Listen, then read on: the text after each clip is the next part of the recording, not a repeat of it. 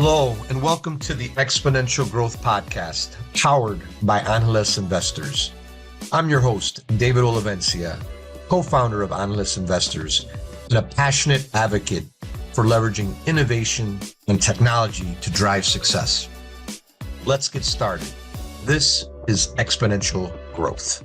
I also want to give gratitude to Salvi Media. They're the founding sponsor of the podcast. They're a premier executive content agency dedicated to crafting exceptional content and strategies that elevate companies' brands and their executives. They're creators of the Emmy Award-winning CEO series. I think many of you have seen that. We've also featured one of my portfolio companies, Analyst Investors and Hallow, on their CEO series.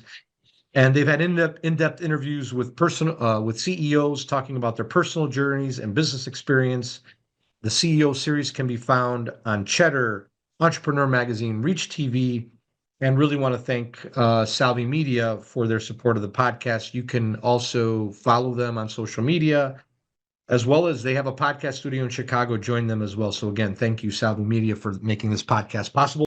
Today we have a dear friend, known this guy almost too long to tell, 30, 20 years, went to college together at Rolls-Royce Institute of Technology. It's the #1 undergrad engineering school in America, I think like 20 years in a row or so. For those who don't know Rolls-Royce, I always tell my friends on the East Coast, I say, hey, it is the Cooper Union of the Midwest, and they get it, right? And then to my friends on the West Coast, I say, it's the Harvey Mudd of the Midwest, and then they get it. And then I always tell them, yeah, we've been kicking your butt every year for 20 years, being the #1 U.S. News and World Report. So I've known this guy. We were in the same fraternity together. An amazing student, amazing leader. Welcome to the podcast, Scott Slisher. Thanks, Dave. All right, great. Well, Scott, I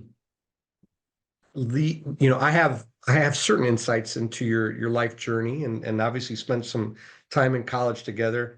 I always tell people Scott's got the dirty secrets on me, but Scott's also good because I got the dirty secrets on Scott. So you're too much enough. But I think I got more than he has. Scott was a good guy. But Scott, tell our listeners and just to the listeners too. So we bring on different guests here. When I think about energy and the importance of energy and the broad impacts of energy, like the #1 leader, and I have a pretty interesting network, but the #1 leader I think of is Scott Slisher. So Scott, please tell our listeners a little bit about your life story. Yeah, happy to do it. And Dave and I are both grateful that social media was an advent long after we were in action, if you will. So very good for both of us. Many folks, I'm sure. There are no pictures. So yeah, as Dave mentioned, known each other a long time. Indiana, born and raised, pretty similar to actually Dave, but very different circumstances, but pretty similar geography. So pretty neat for us to go to college together. And I learned a lot from Dave and certainly admired his trajectory during college. And boy, since he's had quite the career. So this has been fun to follow. Northwest Indiana, engineering degree from Rose-Hulman, mechanical engineering. Went on then to work at NIPSCO, which is Northern Indiana Public Service Company. So that was our home utility in terms of natural gas, electricity generation, distribution, transmission. And in that capacity, went through a management rotation program, really got to understand how utilities worked across the full business. Got very involved in our industrial base in that part of the country. And for anyone familiar, Northwest Indiana is rich with steel, refining, a lot of ancillary supporting industries, both to those as well as the auto space. So great opportunity to understand industry and what drove those businesses, the economics of energy. And so went to night school at IU, got an MBA at that time, got my professional engineering license very shortly thereafter, and was practicing in this engineering finance realm of designing thermal cycles, working on power plant development, and was fortunate to work in a competitive or non-regulated industry subsidiary of NIPSCO, and did a lot of cogeneration, combined heat and power projects over early in my career, which was fantastic experience. So over my skis in many cases, but it makes you learn fast. Well, that's where you learn. That makes you tough. That's where you learn. Your challenge, adaptive creativity or challenge. And then Went to work for AEP after that. Had a good segment working internationally. Did a lot of time in Southeast And so Asia. just for our listeners, Scott, what's AEP? Yeah. American Electric Power is one of the largest utilities in the U.S., spans from Michigan to the Mexican border, and vertically integrated utility today, roughly a $50-55 billion market cap, which sounds relatively paltry compared to some of the AI companies, but there was a Nice time tech when that was companies, big. yeah, isn't it amazing? Like 55, like 10 years ago it was like, wow, that was, and now it's like, Yeah, whatever. yeah. What's a few billions Yeah, among friends? yeah. Yeah. If you're not Fortune 10, then you don't count. Yeah. Exactly. So, but good international experience, was able to put a lot of the same skills and fundamentals, first principles to apply, both technical and commercial. Um, Moved on from AEP in the early 2000s, did some time working in competitive markets. Texas opened up in 2001, 2002, doing retail electricity, getting involved in trading and marketing of gas and power. Come to really appreciate options, volatility, extrinsic value, and principles that don't necessarily come off of a traditional discounted cash flow analysis, but can generate wealth quickly when you're long, and when you're short, can generate a lot of pain. So Yeah. really came to respect and appreciate the value and issues around volatility and options. Well, and Worked 2001-ish, isn't that Enron time-ish with all Enron those kind of collapsed. interesting Yep. financial instruments around trading or fake financial, who knows what, but that was an interesting time to be Texas and in the energy space, and especially where you were doing there, right? Correct. And I mean, a lot of corollaries to today. We had the internet, which was this thing everybody was really excited about, and we're pretty sure it was going to use tons of power. And so we had a boom in the US of building out gas turbine generation. Enron was in the midst of that. GE was in the midst of that. And all of it came crashing down shortly thereafter. Um, Interesting time. And again, you really do understand risk management, and when things don't go right, or when everybody starts behaving like a herd, what can happen to you? It's you all run off the cliff together. So AEP did not like all of that and decided to get out of those businesses and return to just a purely regulated utility. And we can talk more about that if it comes up. Went then and worked in the competitive energy marketing space only, so no utility stuff, which was good. And finished off the decade working for again, blast of the past, but solar really technologically exploded in the late aughts, and there was a foot race around photovoltaics, concentrating photovoltaics, thin films, What's a concentrating. photo, Scott? What the heck's a photovoltaic? What Yeah, the heck is that? we just say PV now. Okay. So PV, so what you would see today on a rooftop is Okay. photovoltaic. Yep. Okay. Again, we don't even think about it too much. It's ubiquitous now, but at the time, the conventional solar technology was trough mirrors and/or heliostats, where you're focusing sunlight on a tower, melting salt, and then converting it to steam and running a turbine. That was the technology of the time. And I worked for a Masdar, which was an Abu Dhabi sovereign fund investing in energy. And we were working on trough plants, looking at industrial applications as well as centralized generation IPPs at the same time that PV and other things. And in hindsight, PV not only won the day, it swept the field. And so Yeah. almost any other technology was that, but this boom, there was a clean tech 1.0. And so it was fun to participate in that. I was not on the winning technology front, but learned a lot. And actually, funny enough, Dave, for you and I, but the gentleman that had a lot of the IP I was working with actually was out of University of Chicago physics, and Oh, it was wow. a non-imaging optics, back to one of our good friends, Mr. Aaron Barr. But was doing optics, but it was how do you concentrate or reconcentrate light when you don't need a focal point or an image like a camera. You just need to get the heat to a tube or a place. So pretty interesting kind of engineering to energy application. So did that. That again, PV swept the field very clearly. Any other investment was just stranded. You weren't going to get your capital out. Masdar wisely moved on to other fields, as did I, and started my own consulting business, working with commercial, industrial, government clients, trying to figure out how to reduce costs, how to better manage spend, looking at project opportunities. And if you remember, And again, what back year, Scott, is this yeah, that you we're in started the your own? late 2000s. So this would be like 2009, 10, 11, Okay. 12, that range. And if, again, reset the clock back to booms and busts, at the time, the view was we're running out of gas. So gas prices were $7-8 an MMBTU. We were running tight on coal, and you had environmental constraints in terms of cleaning up sulfur dioxide and nitrogen Yeah. dioxide. This is before we were talking about CO2. And shortly thereafter, we came into shale. So there was a pretty big investment thesis around LNG imports. So we were building billion-dollar terminals to import, gas from Qatar Yeah, and other LNG, destinations. liquid natural LNG, gas, right? liquefied natural gas. Thank you, sir. Yeah. Yeah, liquefied natural gas. So, again, a few short years later, we are exporting LNG from multi-billion-dollar terminals to all places. So anyway, was there, and then in 2012 came back to AEP. I had some good relationships that I had maintained throughout the years. And AEP, a decade later, decided they really wanted to be in competitive businesses, that the world was moving without them.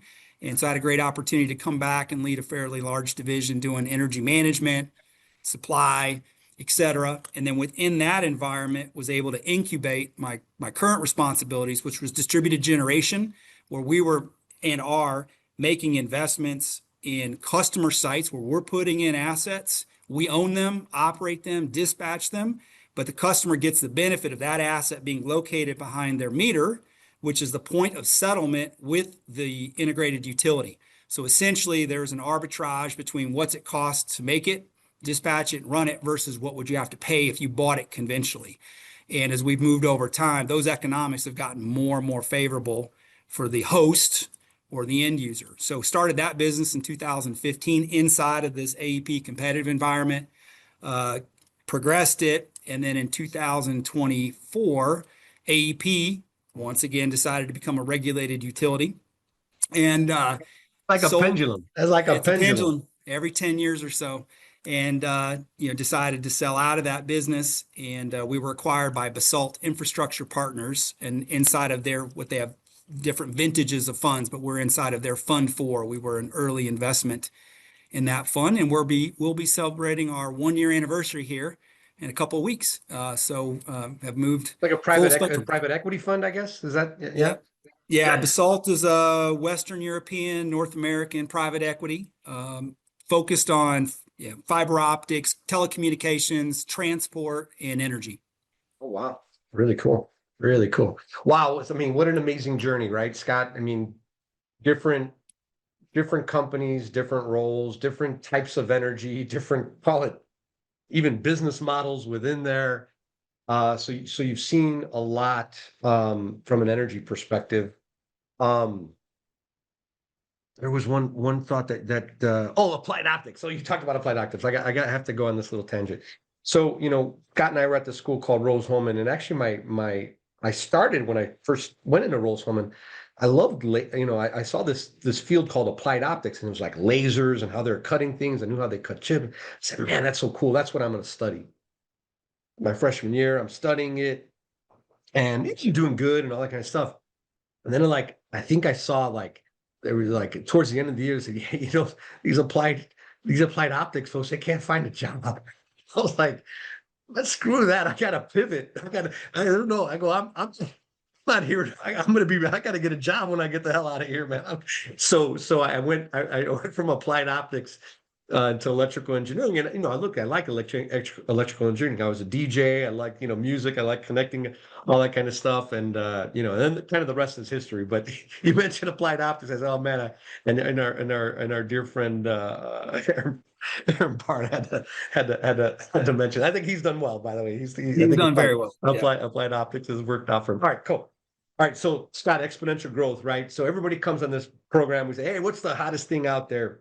And like, oh, it's AI, and this AI and AI. And I was like, okay, great. And then what I've been learning more and more about is what the big enabler to AI and really what's going to power and compete, help us compete with China. And really, for the most part right now, globally, I think it's like us and China, and then it's like everybody. I don't think anybody else is going to be able to compete with resources and scale and the models and all that kind of stuff. It's going to be really, really difficult, for the foreseeable future. So you got this 2-country race that's going on. But the enabler to all this stuff, I mean, so there's talk about data centers, right? And these data centers are cranking them out like tortillas. I tell a lot of people these data, so you can't turn around with any place in America where they're cranking out data centers. But guess what? It's like you got data center, you got chips, data centers, and electricity, right? Really kind of like call it the major three kind of levers here. And then on the energy side, you got lots of different types of energy to power these things. But you can crank out chips, you can crank out data centers, but this underlying kind of, I don't call it limiting resources, but we don't have infinite. And some could argue the sun, right? I mean, I don't know, you get your perspectives here, but when you see this AI race, this competition, you look at energy, you look at us competing with China, you look at, I mean, for everybody who's listening here, how this is going to impact your energy prices, what hits your pocketbook every day. How do you see this kind of global race, energy, AI, data center chip? How do you see this playing out, and what's your kind of overall perspective of what we should be looking at? Could you ask a bigger question? Yeah, Dave, I think, I mean, there's a lot to unpack there. When we talk about the nexus, you're absolutely right. I mean, this is exploding. There is so much capital chasing AI. It is driving everything. And again, none of us have to look far. Look at the S&P 500 and the concentration of the Mag 7. On the private equity side, where a lot of this activity is taking place, you can't even invest. You're locked out because you've got a lot of private equity who's trying to get as much of this action as they can. And even the AI, like how do you invest in AI? You're really limited in your options. A lot of this stuff is happening in a market that you can't get access to. So I think, in terms of going back to 2000, this is the internet plus. I think this is probably even big. It's certainly bigger technologically in the long term. Although I don't think any of us know exactly how this is going to play out, and there's as many things to worry about as to be excited. In terms of what has to happen for these folks, it is a race. It's an arms race. The bigger the center, the more compute, the more advancement can be made on the training side, as well as value capture and market share capture. We're on the front end. If Google has 90% of search today, who's going to be 90% AI queries? I mean, that race is on, and I think it's pretty evident, as we've seen on Internet 1.0, that those early winners are going to build some commanding heights. And we certainly moved away from some of the traditional antitrust measures. So realistically, if you can get this right, you probably got a decade or two run, and it may not be the same names that we're used to. So, money will drive a lot, and we're seeing it. What does it take to drive a DC or get a DC in the ground? One is economy of scale. So we've seen data centers go from, call it 20 megawatts 5 to 10 years ago to 100 meg. We're seeing DCs now that are 240 meg is almost a starting point, and we're seeing DC proposals that are more than a gigawatt or 1,000 megawatts, which in a But traditional what does that mean? sense, So the average, how could people wrap their head, our listeners, like, what is a megawatt? Like, how is it enough to power a whole city, or yeah. how should they I think mean, about it on a at the simple scale? base, yeah, scale wise, a residential consumer will use around 1 kilowatt on average of usage. So 1 kilowatt, 1,000 kilowatts is 1 megawatt, and 1,000 megawatts is 1 gigawatt. So we're talking about 1 million homes average use. Okay. Is what these data centers are cranking out, just at a That's scale. right. Wow. That's the Okay. scale they're after. And different DCs have different purposes. So, when we're talking that scale, largely, these are AI training centers. Longer term, they're going to convert. But when you look at the use case, is it a training center? Is it an inference application? Is it an edge case? Is it a traditional cloud model? All those matter in terms of you explained that well. You've got power, you got to have it. That's table stakes. No power, no compute, done. Right. But then you also probably are going to need water for cooling, and there are some that are doing dry cooling, wet rack dry cooling applications. You also need fiber. Somehow you got to connect. And what's your Yeah. latency from a user base? So you could have a massive center in a relatively remote location with good power and water for training, or maybe you're doing crypto, for instance, but that's probably not going to work for an inference user down the road. So there are premium markets in the US. Virginia is number one. Everybody wants to be in Northern Virginia, best latency in the world, but it's jammed. Why is that? Why is that? Access to fiber. If you Just with a track ton of fiber, federal government, all that kind of stuff. proximity to New York City, So you have got all the elements from that center can train, it can use inference. You are so close to those markets. And, we got a lot of applications in the world where, milliseconds are millions, right? Their Yeah. time is everything. So Yeah. in terms of time and space, the closer you can get to those core hubs, the more important. But Virginia's built out. They don't have any more power. They're running out of land. The application's there. So those users are now moving elsewhere. Chicago, lots of power, more access to land, and a great fiber network. Again, not as good as Virginia, but really good. And everywhere now in between. So Columbus, for instance, Ohio, you're sitting between Virginia and Chicago.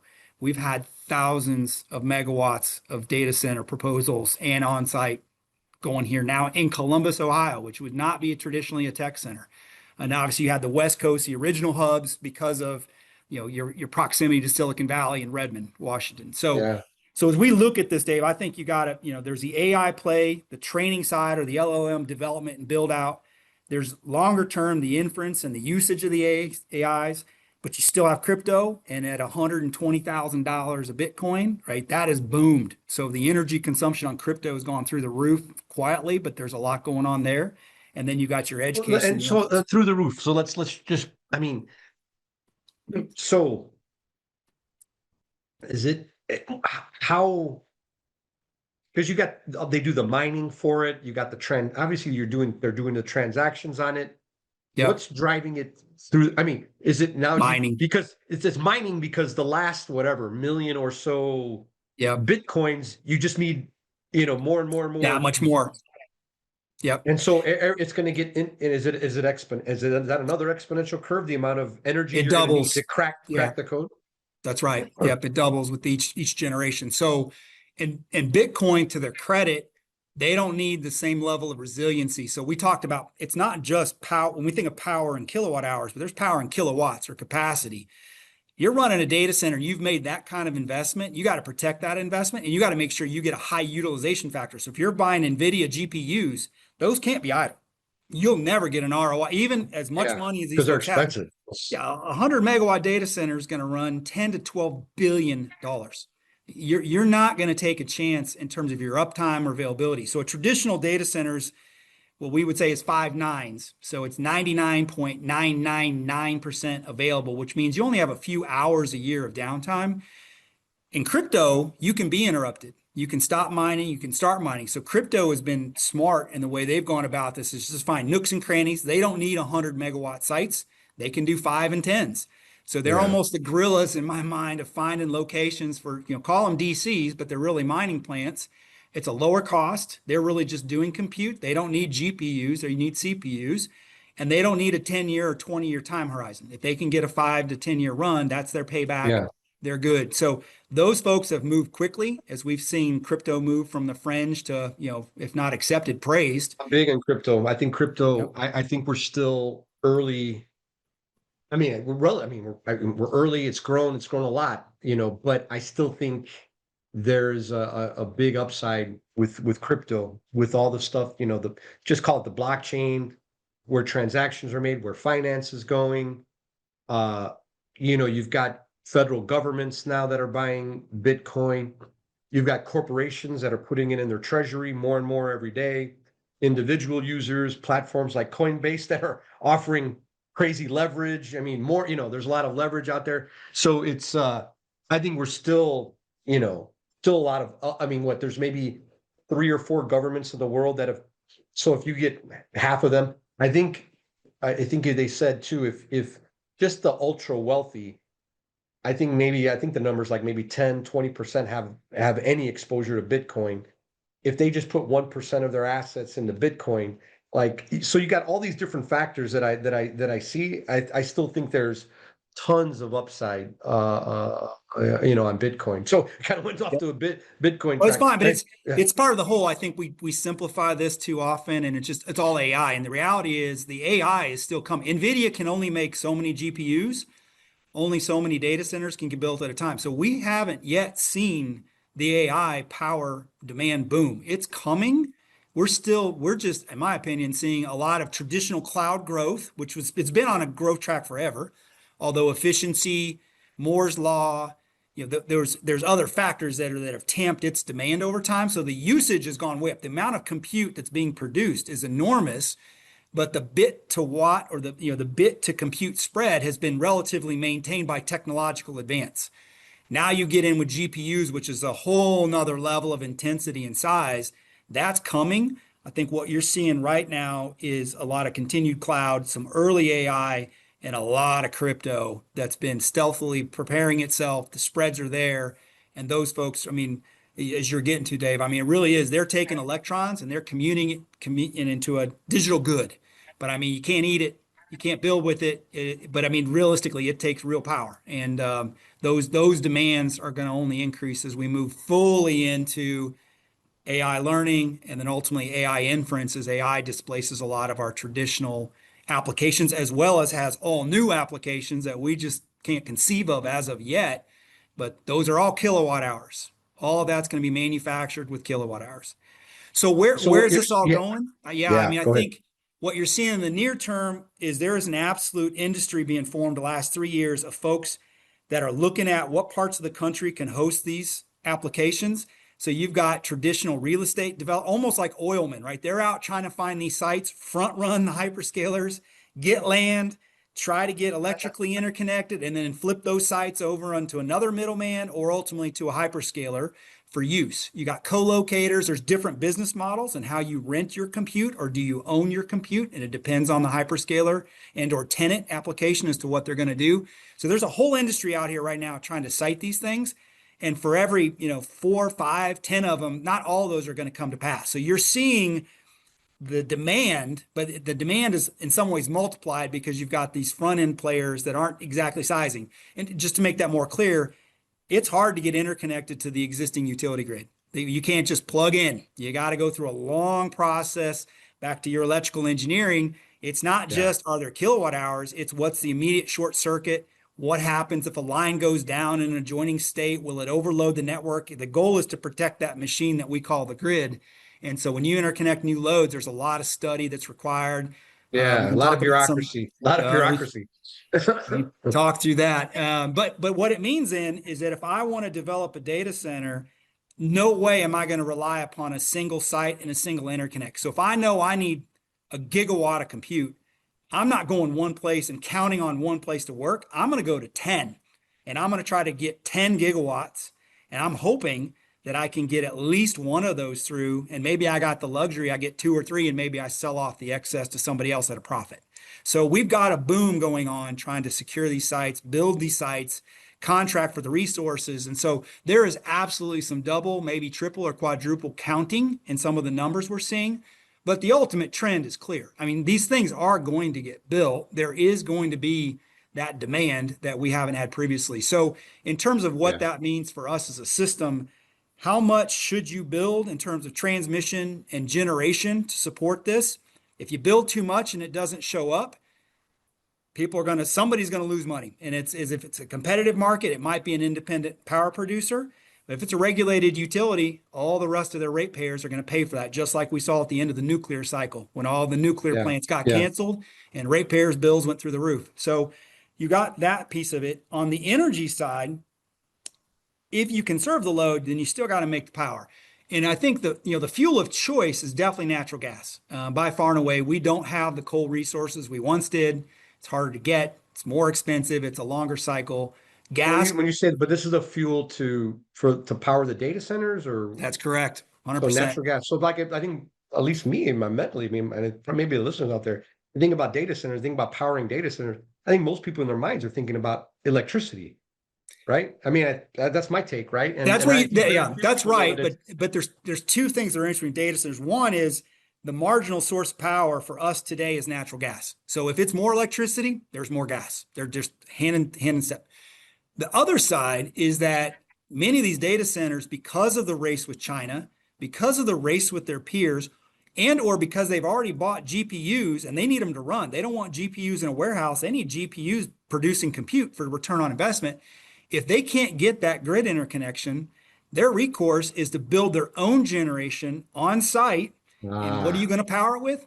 Natural gas. Got it. So Scott, one of the things, that as you were just kind of laying that out, is kind of, you have visibility. So like, you know, others, you know, you read the news and you kind of just see where all this stuff is going, and, you know, chips are getting created. You hear kind of data center, but like you're probably like a double click below that, and you're actually seeing like, no, all the action that is happening, the data centers that are being bidded on and all that kind of, and the fighting for energy and all that kind of stuff.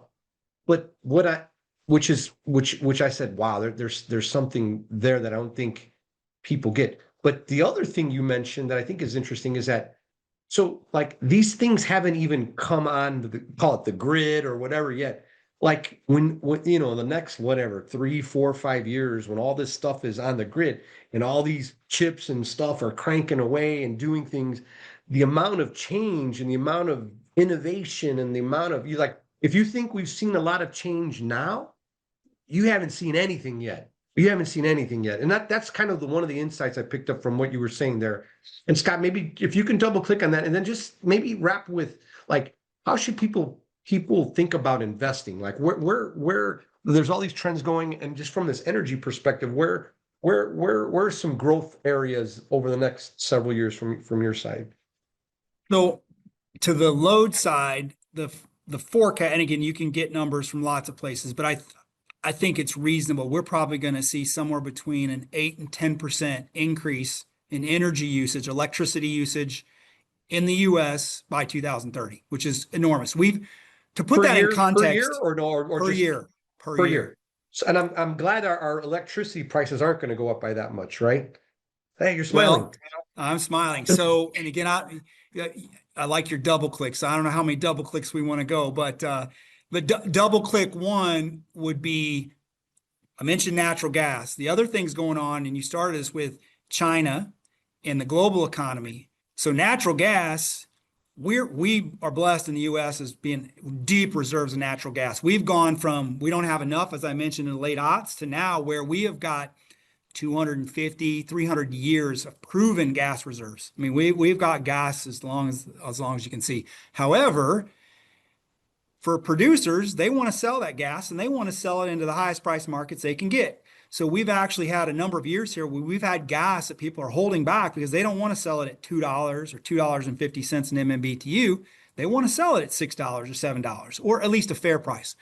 So we've seen a massive build out of LNG, liquefied natural gas facilities over the last few years, and we've got a whole slate more coming on by 2030. So just to put this in context, American consumers industry used historically about 80 BCF a day on average.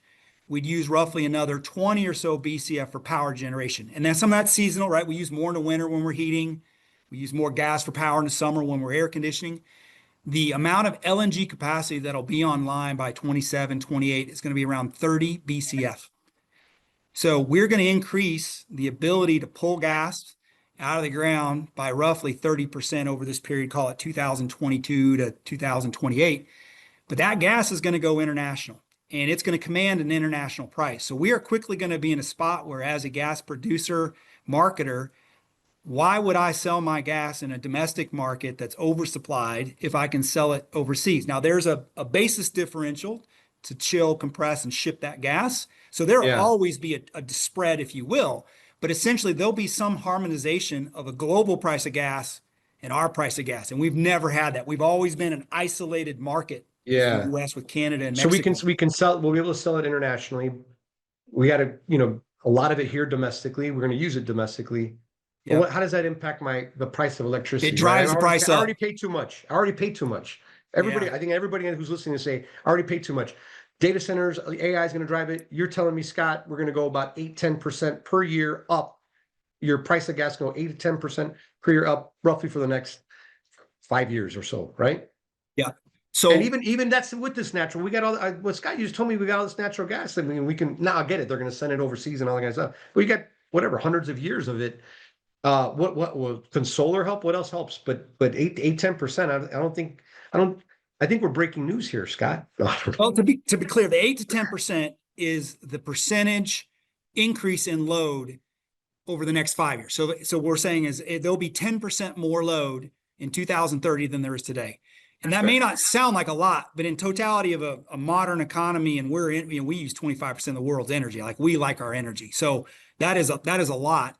In our industry in energy, we have typically been using the same or less year over year over year because of efficiency, because of improvements.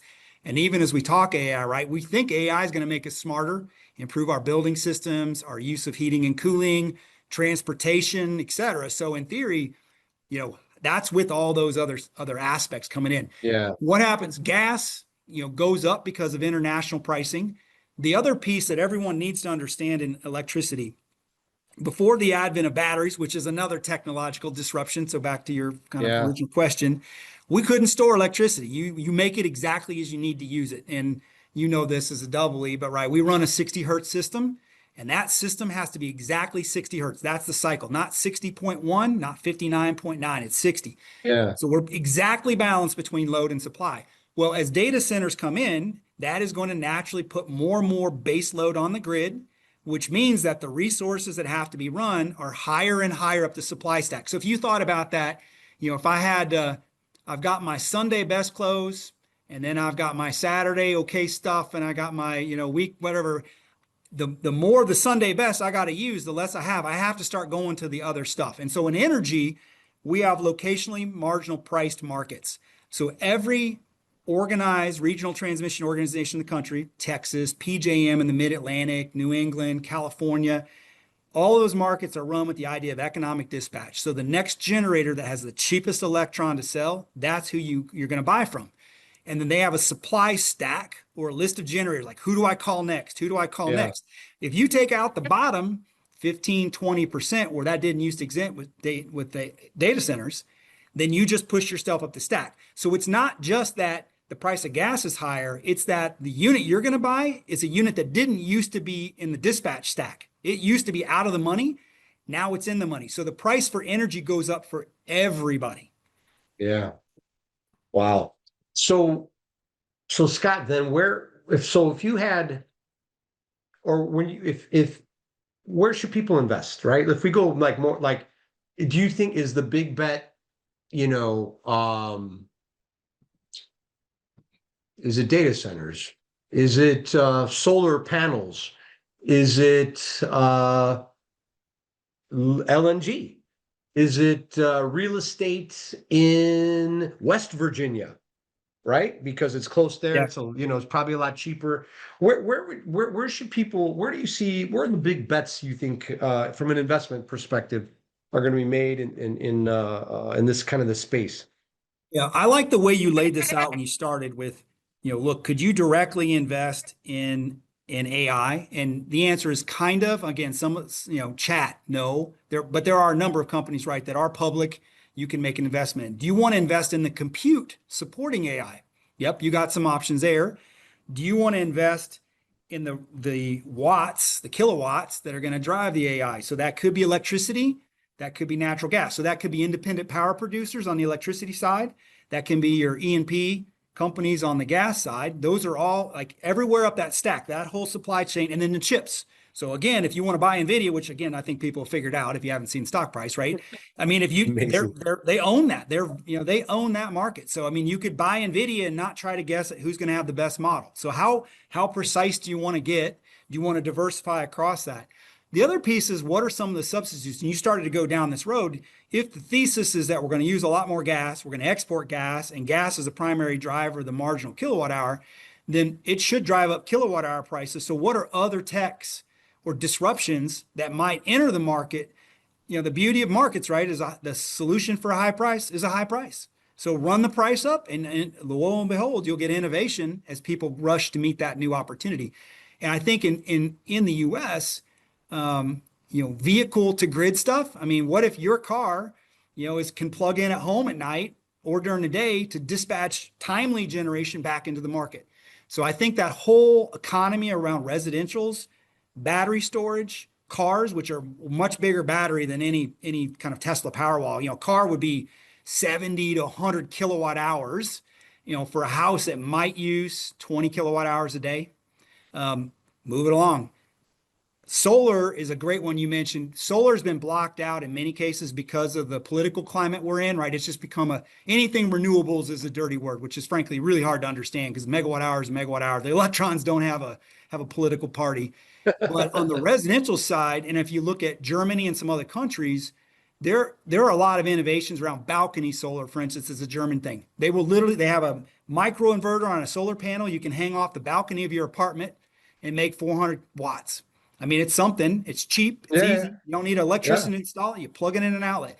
And I think, and again, you would know better than I on some of your travels, but Puerto Rico, some countries like telecom are going to skip this whole grid thing and just go straight to renewables and microgrids. You got solar with a battery in a, equatorial setting where you're going to have good sunlight more often than not. You don't need a grid. So I think there's an opening here longer term for both the control side, like how do we smartly use energy down to even a residential level, but also folks turning the stuff into a product. We all have air conditioners. Don't think twice. You got a furnace. You don't think twice. Like there's no reason you can't make your own power at home. And again, I think we're going to see some of those things come out. So that would be a substitute, opportunity. It Yeah. wouldn't be directly in the chain, but if all boats are rising, like what are some of the other substitutions that are going to take place with higher prices? Scott, there's so many, godly, we touched on so many different topics. I know you got a lot of stuff going on. How do people stay connected with you, follow your insights on social media, if at all? How do people stay connected with you? Yeah, well, I mentioned that social media thing, Dave. So yeah, that's I do use LinkedIn. That's probably the best way, and I'm Okay. genuinely happy to take inquiries or connections. I do. As you know, there's so much to know and learn. And you mentioned double clicking. Every time you double click, there's another 5 or 6 things that are curious and interesting. So I love making connections with people and learning more. And I think you and I were talking a bit before the pod here, but I think that continuous improvement mindset, a lifelong learner, is fantastic. So anyway, LinkedIn's great. Happy to make the connections and always willing and able to learn from somebody else. Yeah, the double clicking, and what they say is the more you know, the more you realize how much you don't know, right? Yep. And so, like energy, look, I mean, I know enough about energy to be dangerous, right? But the good news is I know good friends who know a hell of a lot more about this. And I think you say, hey, and then Scott, you just laid out like 50 different sub areas of energy, right? And each of those has their own level of complexity and knowledge and disruption and all kinds of stuff. So that's kind of the goal of, with this podcast, the Exponential Growth Podcast, right? It's just that we begin to share these thoughts, get some great leaders who are deep in this space, share perspectives, and help our listeners understand what are the trends and investment areas, and just where do how do you forge a path during these times. So Scott, I want to thank you for jumping on the pod. Well, as I guess in the next couple of years we'll have you on. We'll see as energy prices go up or down. We'll have you on and get a perspective there. But thanks. I know you got a lot of stuff going on. So thanks for jumping on the pod. Thanks for having me. I appreciate it.